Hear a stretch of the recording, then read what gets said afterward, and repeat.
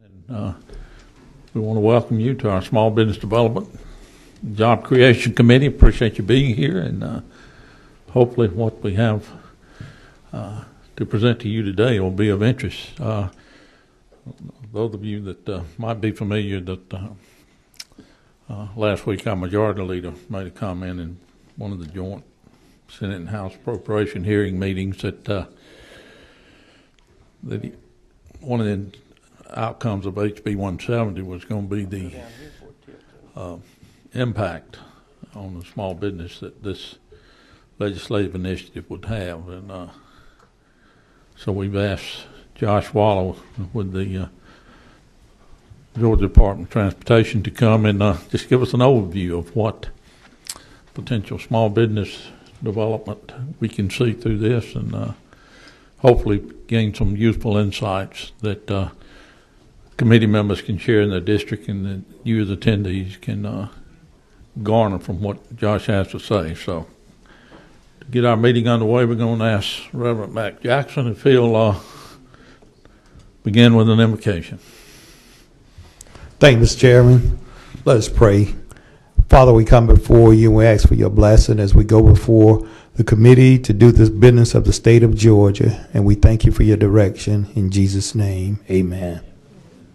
Thank you, Representative Jackson. Okay.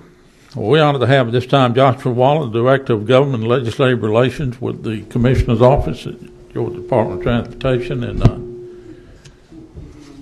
Mr. Waller, we'll now turn it over to you, and hopefully you'll be able to provide us with some insightful information. Thank you for doing this. Thank you very much, Mr. Chairman and members of the committee.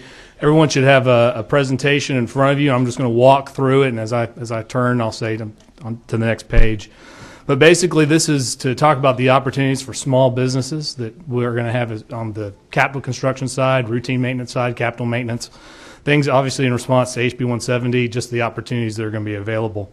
So there on the first page, again, we're talking about the increased capital construction and capital maintenance side. That's your new capacity roadway. That's capital maintenance is actual resurfacing.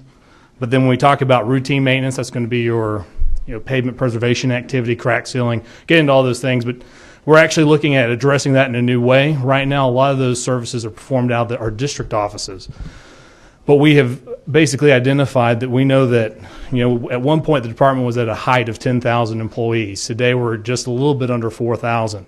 And there's an acknowledgement that we're not going back to the day of a growing headcount to the department, that we're looking for new ways to partner with the private sector to deliver more in our program. So I'm going to talk a little bit about, actually a lot about, the routine maintenance activity side of the house and what we're doing to change that contracting and how that will create new opportunities for small businesses. So, and also the chairman asked, as part of sort of the theme of the committee, and that as you're looking at different agencies and their interaction with small business, talk a little bit about the permitting that's at the department and how it interacts with what small business opportunities. So on the next page, page 2 of the handout, you can see over the next 18 months, it's sort of a smattering of projects throughout the state, whether they're bridge, maintenance, new capacity projects, and sort of a breakdown by pie chart as to how much is in each category. It represents over 2,500 miles worth of resurfacing, about 118 bridge replacements over the next 18 months with 300 plus in bridge rehab and maintenance, 36 widenings, and hundreds of safety projects. And so,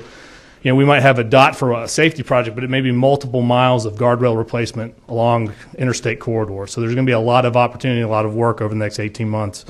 And then also, as part of HB 170, under statute, with motor fuel, 10% of the prior years, at least 10% of the prior year's collections of motor fuel have to go back to the LMIG program, which is a formula grant to the counties and cities. So obviously, they will probably have new opportunities for resurfacing, whatever projects that might be eligible under that. So they would certainly be looking for opportunities to seek out more businesses. They would have more in LMIG funds. You can see there the capital maintenance increase when you compare it to prior to the Transportation Funding Act, $118 million in FY15, and that's going up to $461 million. So on capital maintenance, we're almost nearly quadrupling that. Next page, page 3, you can see bridge investment and the increase that is coming as a result of the TFA. And then below that, you can see routine maintenance, and that's really where a big focus is going to be. Obviously, on the capital maintenance side, that's our normal letting process. So wherever small businesses are able to get involved in that today, whether it's as a subcontractor or a prime on a capital project, certainly there'll be more opportunities on the capital side. But that routine maintenance piece is where really I wanted to put a bulk of the focus is, because as I said previously, that was a function primarily that was in our district offices. We got 7 across the state. And now we acknowledge that we're not going to be able to use additional head count to tackle that. So we're looking at contracting out a lot of the routine maintenance activities that we're looking to proceed with. So next slide, or the next page, page 4. And all this information is available on our website, dot.ga.gov, under our key services, and as well as the Partner Smart tab on our website. So if you got anyone in the industry or any business is looking to get involved, encourage them to go to our website. And there's going to be some other contacts, but really our website's a great place to start. It'll talk about what's coming as a part of TFA, but also talk about how do you bid on projects, how do you get qualified. It's a great resource, and certainly would encourage people, as well as to go to the GARoads.org is a resource as well, but that all ties back to our website. So we talk about routine maintenance. There are going to be statewide contracts as well as district. There are 7 districts. And so in terms of what we're looking to do with the routine maintenance contracts is we have a district engineer who's over each of these districts. And as we go down the line, they're going to be identifying some of the key routine maintenance needs specific to that district. So we're going to place a lot of discretion there to identify the needs of a particular district. And then they're going to work through this contracting process to then pull in and solicit different bids and secure these contracts. So what's the work types that we're talking about here? You can see it at the bottom there, and I'm going to walk through them. Turn to the next page. You got mowing on page 5. You got mowing. Right now we're looking to do those as a district-wide contract, so 7 distinct mowing contracts. Obviously, in the future, there'll be opportunities to renew that. Pavement preservation, so that's short of a capital maintenance, just a resurfacing, different type of pavement treatments to extend the life of the road. You can see below crack sealing, chip sealing, strip sealing, joint repair. Next page, pothole repair, edge rut repair, concrete slab repair, and vegetation removal. So that can be mowing, that's tree trimming, also different types of, I don't have it on here, but pipe, other types of facilities that are connected to the roadway that might need to be maintained, we'll look to do through contract. Next page, you've got cable barrier repair, guardrail repair, and then service contracts, interstate mowing, sweeping, metro landscape, custodial, and landscape for the rest areas and welcome centers. So all these activities we'll be looking to bid out. And I'll talk a little bit about that process. So on the next page, page 8, you've got the website for the Georgia Procurement Manual, because we're going to do this on the services side going through the Department of Administrative Services. The capital construction, capital maintenance side goes through the department as a Title 32 procurement, so that's done through our Office of Bid Administration. But these routine maintenance contracts are going to go through DOAS. So I'll talk a little bit about those procurement methods. Obviously, you've got your typical RFPs, but what we're looking to do is what's called an RFQC and then an ITB. So an RFQC is a request for qualified contractors. Basically, the way the structure will work is that we're going to have RFQCs for these different routine maintenance activities. And it's on a rolling basis. If you turn to the next page, actually, so the next page, before I go into the RFQC, let me talk a little bit about the Georgia Resident Small Business.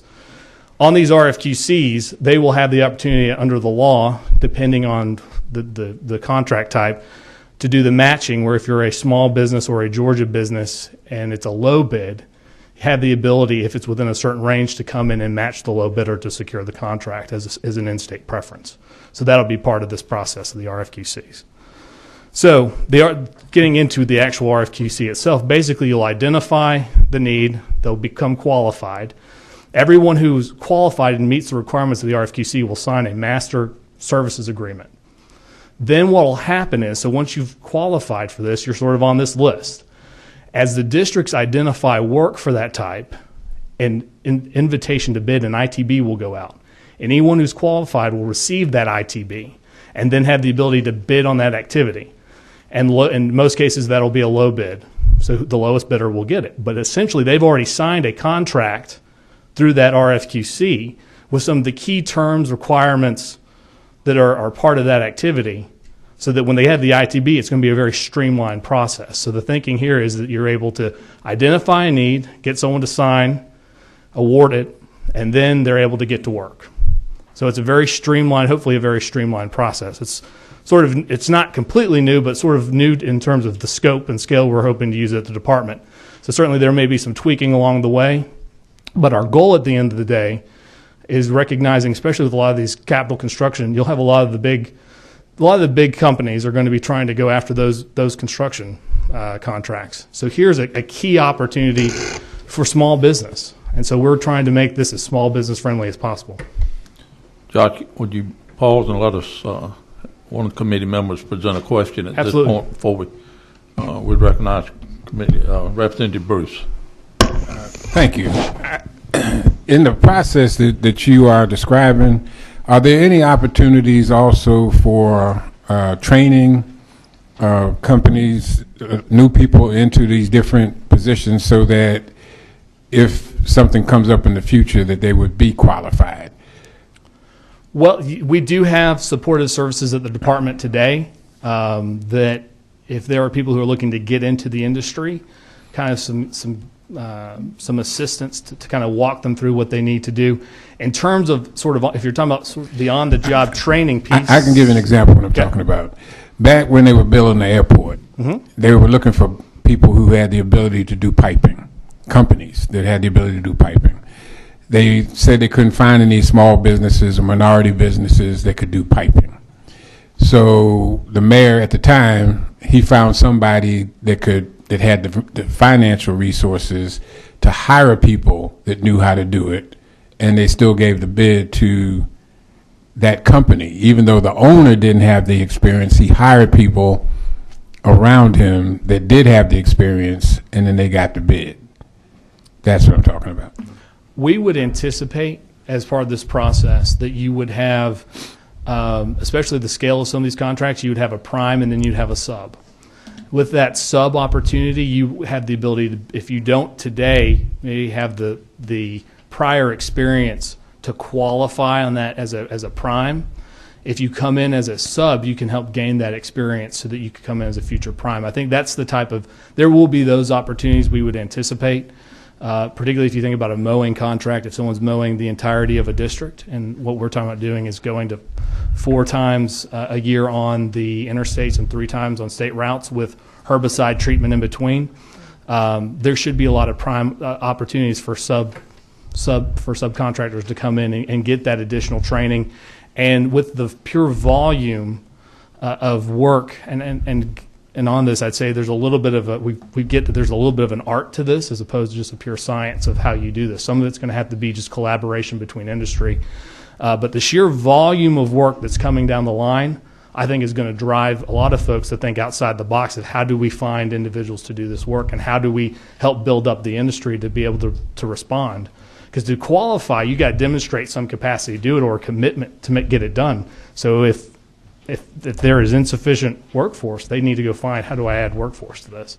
So I think the opportunity is there in terms of a well-defined structure as to how you train it. At this particular moment in time, we don't have, like when it comes to developing the skill set. What we do have is for those individuals who may not understand, okay, what do I need to do to get qualified as a small business or a disadvantaged business enterprise? We have supportive services today to help them be prepared to compete.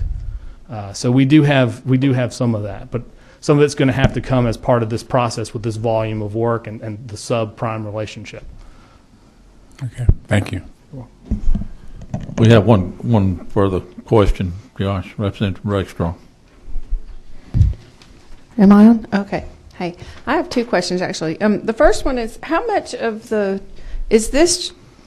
transportation money is actually going to go for new road construction versus maintenance and operations? Of total funds of the department? Mm-hmm. It's probably, I know that over the next, so when we talk about the next 18 months worth of contract, what's going out in contract, it's 60% maintenance. Okay, so, and you're only dealing with maintenance on this? Well, this piece about the RFQC, so when we're talking about these routine maintenance activities and this RFQC process, that's routine maintenance. That's something that's coming out of the districts. If you're talking about the capital construction projects, so your major resurfacing, your new capacity, that's through our current just bid process, Title 32, through the department's Office of Bid Administration. And that's as it has existed today. And so there will be new opportunities there. What I'm just wanting to highlight is something that we've not done at the department before, and that's actually contracting out these routine maintenance services, which create a new opportunity for small business. Okay, and then, so my next question is, how are the minority business regulations impacting this? Because I know there are federal regulations. I was getting calls when we had the economic downturn from male white business owners that said that they were having trouble getting contracts because of the federal laws. You know, it was going to a lot of Hispanic or minority-owned companies that weren't necessarily hiring legal people, and they weren't maintaining their trucks and their equipment, but they couldn't get any of the work because the contracts were awarded based on this minority requirement federally. Are we going to be bound by that, or how does that impact our policies regarding awarding? Well, let me address that. So, under federal law, with federal funds, we have a disadvantaged business enterprise program, and that is a minority-owned or female-owned businesses. And you are to establish, the state is supposed to go out and identify capacity in terms of what percent of the industry is ready, willing, and able that fits the criteria of a DBE, and how much do you actually have in terms of them contracting. And then if there is a gap between that, you're supposed to establish a goal. And so we have a goal that we set on projects on the capital, our capital construction, capital maintenance. And each project, even though we have a global goal, each project is assigned a percentage based off of geography, where it's likely, where they're going to be able to identify that you've got DBEs that could participate in that area. And so each project has its goal. And it sort of varies from project to project. You know, we have been able to meet and actually have exceeded in some ways our goal in recent years. So as of right now, we've not seen any challenge yet with industry being able to identify the DBE participation for their goal. I think it's at this point, I don't know that we see a challenge with. Well, the concern is that it's creating an unlevel playing field for, you know, a male white-owned business. Unfortunately, I know the impact was to give disadvantaged businesses, you know, an advantage, but it has created an unlevel playing field in the other direction, unfortunately. In terms of our goal, I think it's 10%, which is race conscious, which means by race conscious, that means you've actually established a set goal, and then we have either 2% or 3% that's race neutral. That means that you have been able to achieve participation from a DBE without an explicit goal set on that. And in both cases, so that's the overall percent. And so we've been able to meet that. We've been able to meet that through the race neutral portion, complemented with the race conscious. I mean, so that's the percent. Now, in terms of the policy of, I don't know that I can speak to that sort of as from individual concerns in terms of particular contractors. I just know that from the industry standpoint, they've been able to find that level of participation. Certainly, whatever. I guess what I'm asking though is it criteria for award of a bid? Does that come into the criteria you're using to award bids? When somebody bids on it, they know what the goal is, what the individual goal is for that project, and they have to provide a plan for how they're going to meet that goal. Now, okay, so minority-owned is not part of the equation on awarding that bid? Disadvantaged business enterprise is, depending on the project, there is a goal that is established so that in the aggregate we reach our overall goal in accordance with federal law. But federal law does not establish a percentage. A percentage is done through a study that occurs every 3 years. We're in the final process of evaluating our 3-year update of our DBE study federally. And then by April or sometime the second quarter of this year, we should have a state analysis of DBE as well. So it's based off of the market in Georgia. Okay, thank you. Thank you. Let's pause here. Representative Sharper has a question. After that, we're going to hold questions till you've completed so we can move on through it. Representative Sharper. Thank you, Chairman. Just going back to the conversation regarding prime and subcontractors, one thing I'm looking at whenever you guys award someone a prime contract, do you ask them, are there other subcontractors that are involved in the project or not? Because, you may have a point where, you say the opportunity may come if someone is doing subcontract work several times, for a prime, but if that work is really ever reported, then there's no really way to solidify it. But because you may have people that are greedy, prime contractors that are greedy, that will try to do everything just to sub everything out and never say, hey, look, we have subs on this project. Yeah, they do have to disclose if they're using a subcontractor because there are requirements. In fact, there are certain, on the capital maintenance side, no more than 30% of your work can be done through a sub. So depending on the work activity, ultimately at the end of the day, some of this is federal as well, getting to your point of concern, somebody being a prime and then basically not performing. Exactly. So that's why we've got provisions in place to ensure that, one, in some activity types, you've got a cap as to what can be subbed. And I think there are other percentages for the other ones. The one that sticks out off the top of my head is on the capital maintenance side, resurfacing. It's 30% sub, 70% prime. Okay, so I was just making sure that the subcontractors have a fair opportunity to say, I've done work here and can be justified. And the other thing that we're going to do as part of on the routine maintenance side is with respect to DBEs is we're going to have a requirement in there for if a DBE is bidding to self-identify so that way there's an awareness of it so that we're able to keep track of it so you don't have a DBE bidding and you don't know. Okay, thank you. Because all that would count towards the state's race neutral goal. Thank you.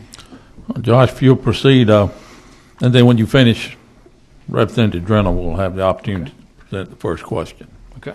Thank you. Go ahead, please. So on page 9, again, we were talking about this RFQC process. So just a little bit backtrack. So you qualify under this RFQC, and then as these ITBs come out, you respond to it. Page 10 is just a little bit, just shows graphically. So you'll have these individuals that qualify under the RFQC, they sign this master services agreement. Then when the ITB comes in about a specific, this section of roadway needs to be crack sealed.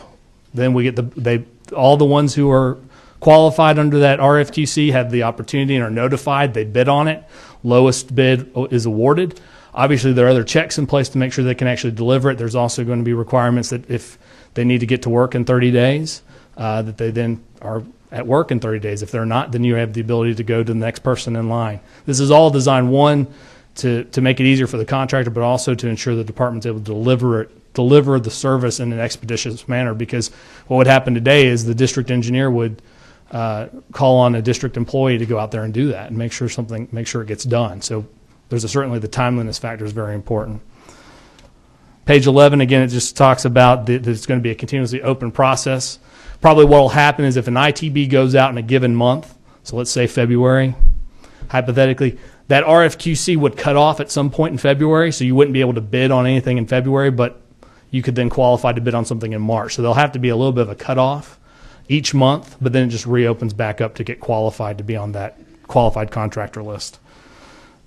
So, and next page, page 12, again, they'll get email notification of the opportunities. This slide, also the bottom, questions and assistance. So it's got our procurement office, some key individuals. So if you've got someone who is looking to get involved, these are the folks that you can have them contact. So our procurement office, are also the Department of Administrative Services. And then GDOT Small Business and DBEs, that's Betty Mason at the bottom as well. And they can also direct when we talk about supportive services or any other training. That's a great resource. So next page, I'll touch on quickly. This gets to the chairman's concern about wanting to talk about different permits. You got commercial driveway permits. And all these permits, certainly there's an easy website that that businesses can go to understand them, but the district offices are a great resource.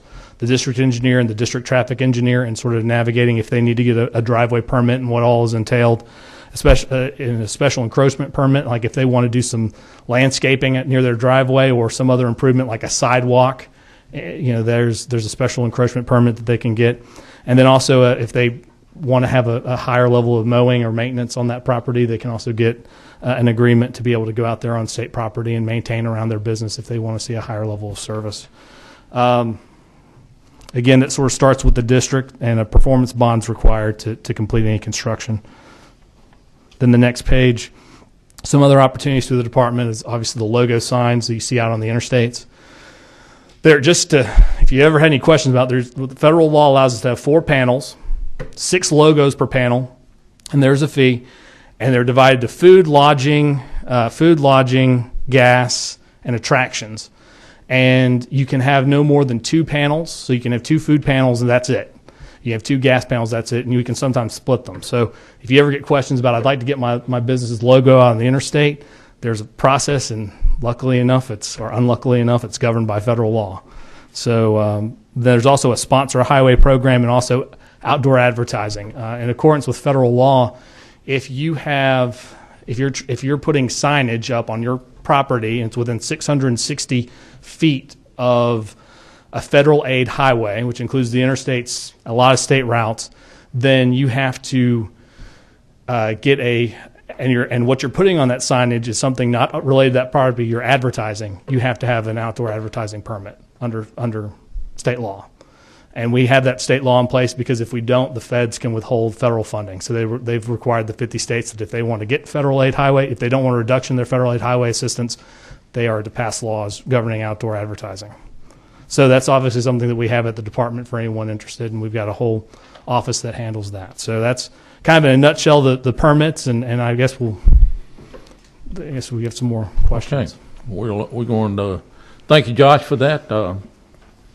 Very informative, good overview, and I just think the opportunities that are going to be available as far as these routine maintenance contracts and opportunities that were not formerly in the purview of small business owners will at a great basis. And it's a permanent. This is business going forward. The expectation of higher level of service to maintain our roadways, and so this is going to be here to stay. Okay.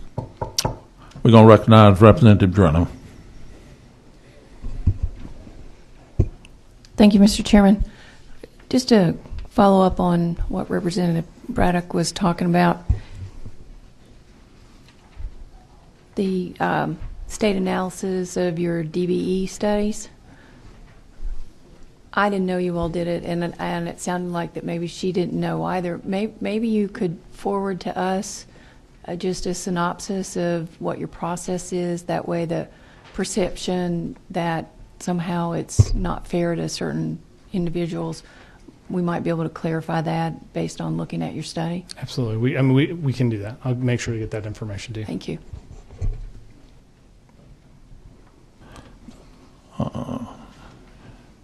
Representative Beverly. Thank you, Mr. Chairman. To the point that you just made, Carla, I was going to ask the same thing. Does that information currently exist? So have you guys done a disparity study that actually show there are certain minority businesses that have capacity, but we haven't reached that? Yeah, we're in the process of finalizing our federal disparity study. Yep. And so what that does is it basically goes through, and that was done by contract.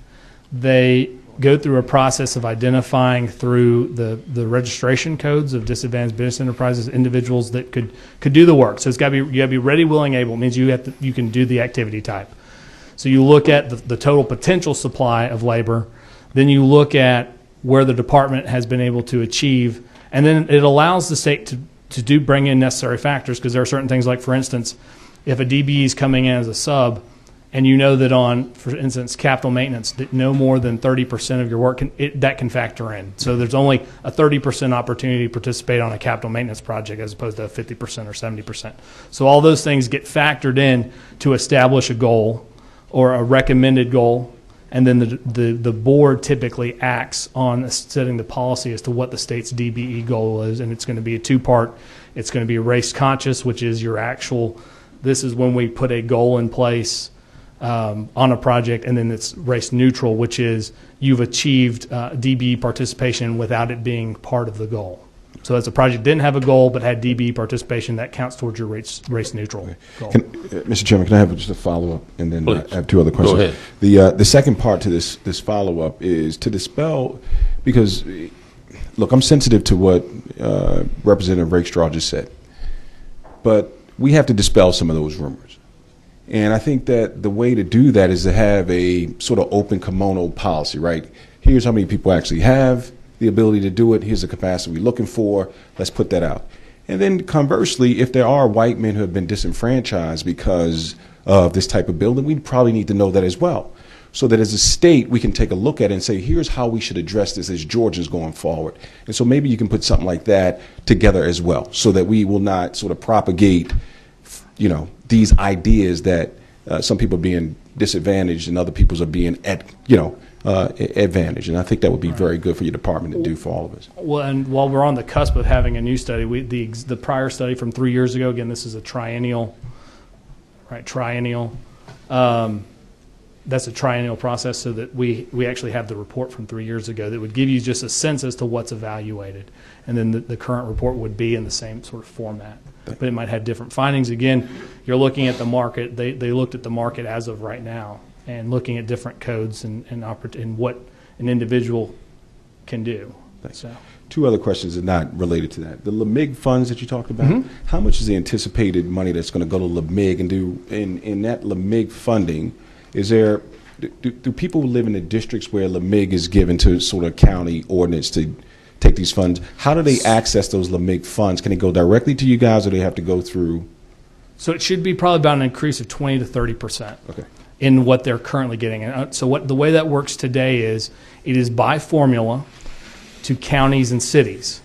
And the way that works is the formula is established on a population and road mile percentage. So you look at all of the population and you multiply that by 1/3, and you take the lane miles or center line miles in the city or county, multiply that by 2/3, you add that together. That's how you start getting to the percentage. And so that formula, there's a formula amount that goes out to them. Historically, there was a process wherein you would identify your projects or a project, you'd come to the DOT commissioner and you would say, oh, we want this, can we get LMIG fund? What we've actually done is, in the last few years, it's become purely, you identify your project list. You demonstrate that your project list is consistent with the Constitution that says that state motor fuel dollars have to be for roads and bridges, and you have to demonstrate your match, and whatever projects you put on there, you can do. So there's not a lot of, we're going to say yes or no. There's a lot of discretion, but it's by formula. Okay, and that is, when you say you're talking specifically about that's the department. So the department's not sitting here telling you, we don't like that project. I mean, it has to conform to the statutory constitutional requirement of roads and bridges, but they have to demonstrate a match. We've also been, as a result of the TIA Act from several years ago, it increased if you were a non-TIA, if your region didn't pass TIA, your match is 30.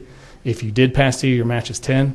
But what we have also done is, beyond just saying bringing cold hard cash to show that that's how you're matching, other transportation improvement activities that you're doing can count as your match towards your LMIG.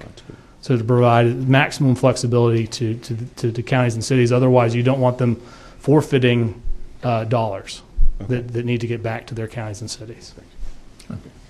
Okay. Representative Kendrick.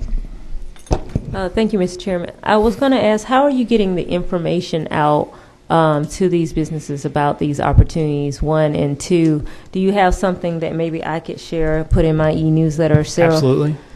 And so what we have done beyond the website, beyond trying to identify, our communications office is sort of coordinate finding the different contacts.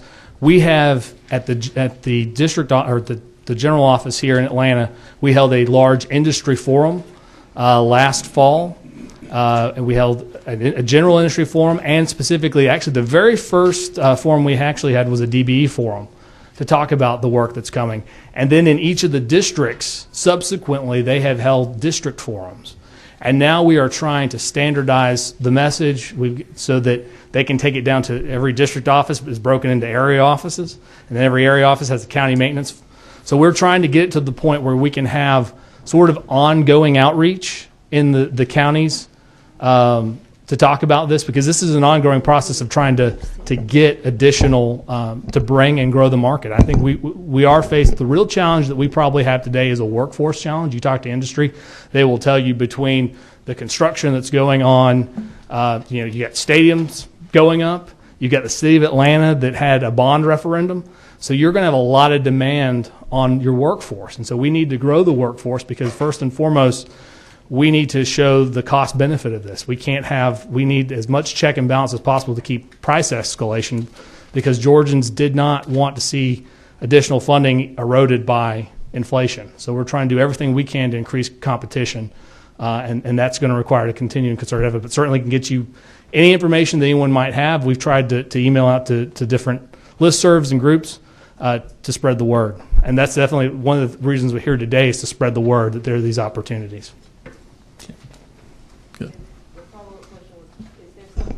Way that we can get that information. That's I think there's a website on the back. Is that website this PowerPoint presentation? Or yeah, I can.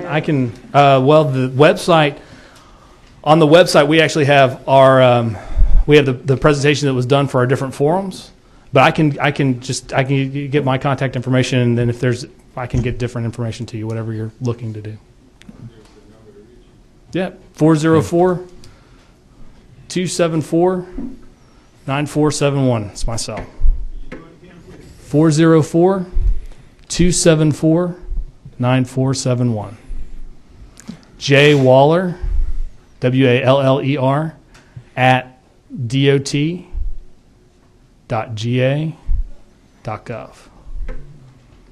Representative Henson. Thank you, Mr. Chairman. I just want to clarify something. When you say J Waller, is that just the letter J? Letter J, yes. Thank you. Josh, not to be confused with J Roberts. Okay. We do have a J over there. I just wanted to go back to signs within how many feet of the interstate? 660 feet of the That's federal right. aid system. So that means that if you have a structure that is visible from within 660 feet, and you advertise for some other, now if it's on premise sign, so like if you're at the McDonald's and you got your golden arches, that's on premise and it's not regulated by federal law. But if you're advertising, you have to get a permit. We have a company, it's probably in more than just a cab, and they own a bunch of property, and every time they've sold a property to someone that has built a building, they maintain like a square that they can put a sign up. And people don't even realize it when they're buying property from these folks. Now, do they have to go ahead and get a permit, since their whole purpose of having kept that piece of property was to, at whatever time they wanted, and in some cases it can be right over the building, they'd be advertising someone else or whoever's paying for that sign, and it could be conflicting with the company whose property it's on. Under state law, Yeah. which is to be compliant with federal law, if you have a structure, I say structure because it can be anything from an erected sign to the side of a barn to anything that the Federal Highway Administration might drive by. If you put content on that structure and receive money for that, and you are advertising, and that business is not located on that property, you under state law are supposed to get an outdoor advertising permit. Okay, and I can't speak to the specific instance, but I'm giving you the circumstances under which you have to have a permit. okay, and I just wanted, if you don't mind, I just wanted to follow up on another question. Neon flashing signs on interstates. I mean, we're going anywhere from 60 miles an hour and faster, and you have these signs that keep changing. Under state law, it's actually regulated at a higher level than federal law requires, because you can't have a variable message sign within 1 mile of another one. So the market is regulated, so that if If someone's already permitted to have a variable message sign, no sign within a 1 mile radius of that could, in theory, can then secure a variable message sign. Is that There are certain weird circumstances where something may have happened and there's something grandfathered in, but that is under state law. It's a restriction on those. so that would even be within cities, etc., on major Yeah. thoroughfares? If they're within, if they are, Have federal dollars.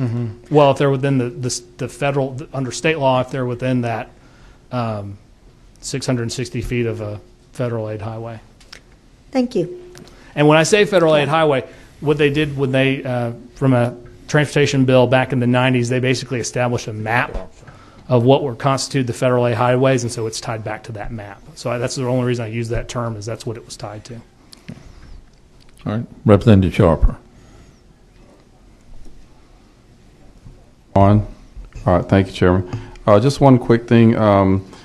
Last week I was looking whenever I knew that we got the information about this meeting, and we have this study now. There's a figure 6-3 that was done in 2009 through June 2011. Was that the last time you guys actually did that GDOT study? You know what I'm talking That about? would be, that's about right. I mean, that's about 3 years ago. That would have been Right. the last Okay. Well, in regards disparity to study. in regards to the other state representative, in regards to WBEs, the white women owned, I'm looking here that really on the federal, I think she has concern about the federal projects. But according to your records, it was pretty high on the federal side that you guys gave to, women-owned, white women-owned businesses. So I would like to share this maybe with her, because the facts are right here, what you guys did, and the numbers are high on the federal side as well as the state side, in comparison to anybody, other jobs other than, white male maybe. Yeah, that's what I was trying to explain, is that with the disadvantaged business enterprise, the federal definition is minority or female-owned, which can include Caucasian female. I just want it to be even for everybody. I don't want an advantage for female-owned or minority-owned. It should just be even for everybody. So, I mean, I think when those programs were put in place, it was to give minority-owned businesses, an advantage. And, back in the day, I mean, I had a female-owned business in the late 80s when there weren't a lot of female-owned businesses, and it may have served a purpose at that point in time, but now it seems like it's swung the other direction. So, I mean, I've had companies in my community that were going out of business because they couldn't get the DOT contracts, and that's a real shame that we've disadvantaged the white male businesses to the point of not being able to compete at all or gain contracts to keep their doors open and employ people, because we're awarding contracts based on that criteria. It just I think, and just I guess I would just add to that would be that from the department standpoint in complying with federal law and you having that disparity study, because anything that deals with minority participation, DB participation is obviously subject to strict scrutiny standard.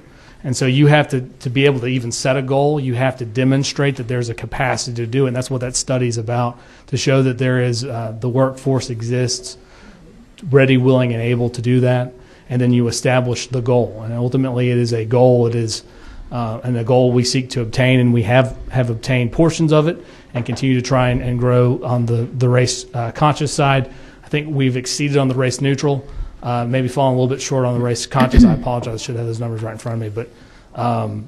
But I think we continue to listen to industry, and I think everybody here is going to listen to, thank you, to whatever industry has to say and take that into consideration when establishing and reviewing the goal. So if you're doing that for years and you're causing the male white-owned businesses to go out of business, then you put them in a position where they may not be able to compete now because they weren't able to keep their doors open, keep the resources going over the long term to now compete for those contracts necessarily. So, I mean, it really shouldn't factor in awarding a contract in this day and time. In my opinion. It should be, just straight. We're gonna move. Capability, and it shouldn't be weighted based on gender or race. It should be on ability, and because it makes the playing field unlevel in the other direction. Well, and while I understand, and obviously there might be differences of opinion, I think from the department standpoint, our first and foremost job is complying with federal law. Representative Gardner. Thank you very much, Mr. Chairman, and thank you, Josh, for providing this good information on how everybody can have access to these new dollars that we're very excited to have to improve the conditions of our roads. What I remember, I wanted to ask you if you could help me, remind me how the formula to counties and cities go. I understand the population piece, but I also remember the discussion about lane miles. And does lane miles, is the same number of lane miles for an 8-lane road the same as for a 2-lane road? I think it's center line. I think it's center line. I think the LMIG formula is center line and not lane. So we have these highways, I mean, we have these freeways with 8, sometimes 12. How do they factor into the lane miles? Center line. So a 2-lane road is the same as a 6. It counts the same, correct. Center line counts. A lane, you do not take into consideration the number of lanes when you have center line factored. So in some ways, for me, that trying to represent the city of Atlanta, where we have a lot of 6 lanes, and I mean, it does disadvantage urban areas with 6-lane roads that count the same as a 2-lane road. You know, I think there's always going to be different discussions about the best way to achieve the formula, and part of it is more of an art than a science.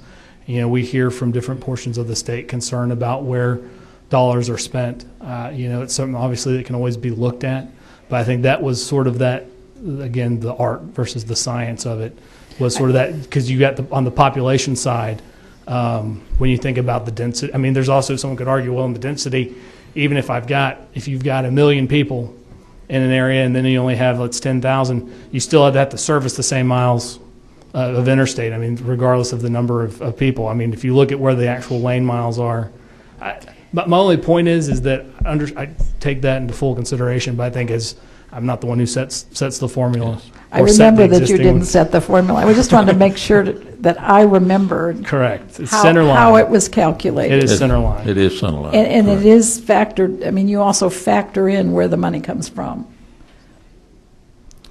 Well, in theory, the population piece would center that in.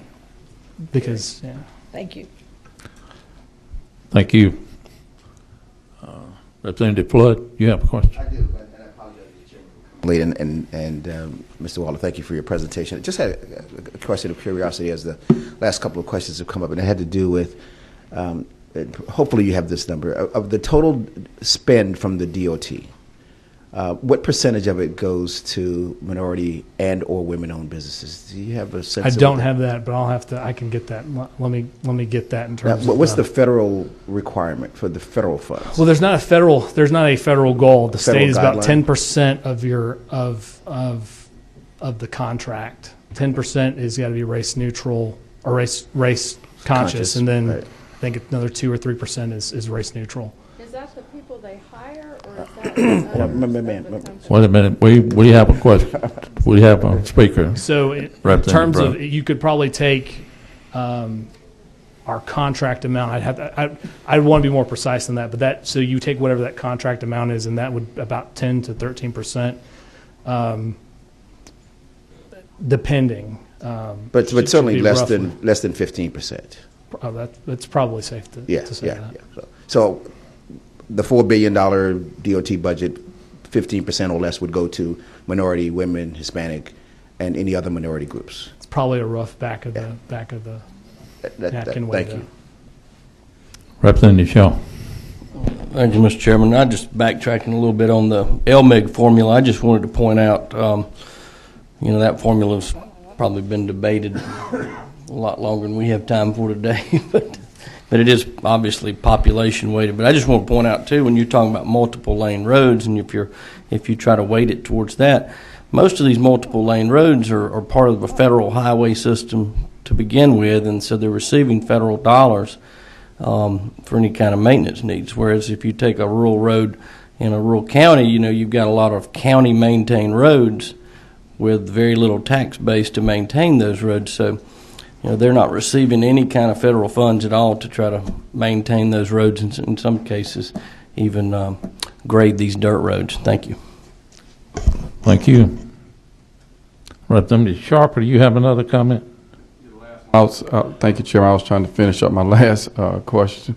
But in regards to Representative Flood, what he's asking, and I think this is the information as of 2009, June 2011, you're asking about maybe the state-funded contracts. And here it says that on the white women-owned, they had 3.7% was for them, and of the total MBEs and the WBEs was only 5.5% total. That's on the state jobs, and 94.5 went to the other majority-owned, preferring to mostly white males. So I want to just hand him this real quick to see if that's correct. This would, I do have this. This would be what it was constituted from that period of time. Again, we've got an updated study that should be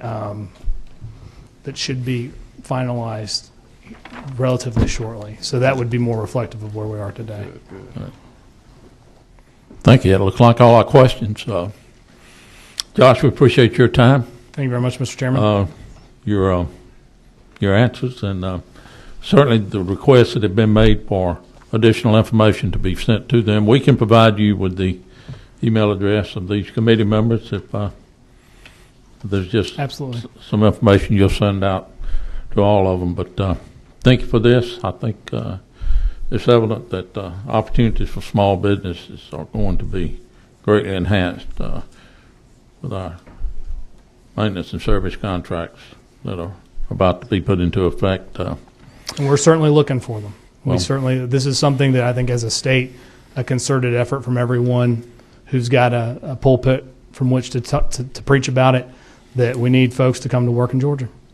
Well, thank you. And I want to thank each and every member that come to this today, and your questions and your input and the dialogue that moved forward here. I think we covered some important areas and hopefully provided some desired information to those of you that are concerned about this. With that being said, we'll adjourn our meeting. Thank you for coming.